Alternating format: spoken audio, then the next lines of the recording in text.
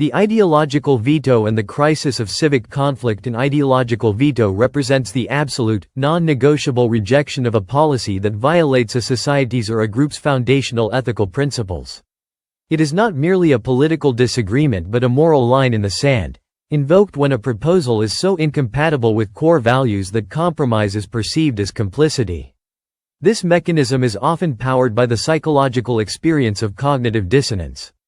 Leon Festiner's theory describes the profound mental discomfort we feel when confronted with information that conflicts with our deeply held beliefs.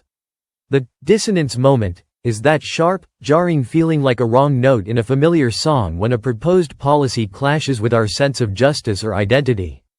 The ideological veto is the political manifestation of the need to resolve that dissonance, to reassert moral coherence. For instance, a community might invoke an ideological veto against a policy that actively promotes fossil fuel extraction, not simply because it represents a different economic priority, but because it is seen as a fundamental violation of the rights of the natural world and a betrayal of intergenerational responsibility. Similarly, to oppose a policy designed explicitly for equity, like a capital gains tax, could be vetoed by those for whom addressing systemic inequality is a non-negotiable principle. These are not mere political differences, they are treated as ethical non-starters. The crisis emerges when two opposing worldviews, each with its own ideological veto points, collide. One side may view a policy as a moral imperative, while the other sees it as an existential threat. In this clash, the process of reasoned debate can break down. The strategy often shifts from persuasion to power, overwhelming the discourse with complexity, shifting the goalposts, and projecting unwavering certainty that can be mistaken for authority. This creates a profound and paralyzing dilemma. I have always argued against allowing raw emotion to dictate our perception of what is right. However, when confronted with such force, passivity feels like surrender, a tacit permission for one side to trample the shared values of the other. The alternative, however, is equally perilous.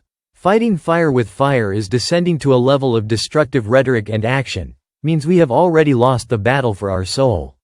The ideological veto then reaches a dead end, not in compromise, but in a contest of brutality.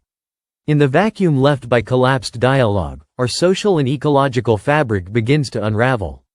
We are seduced into accepting negative changes for short-term gains, only to find ourselves at the edge of a cliff in the long run. Therefore, the most essential act of courage in the face of this crisis is not to win the argument, but to consciously strive to preserve the integrity of the argument itself.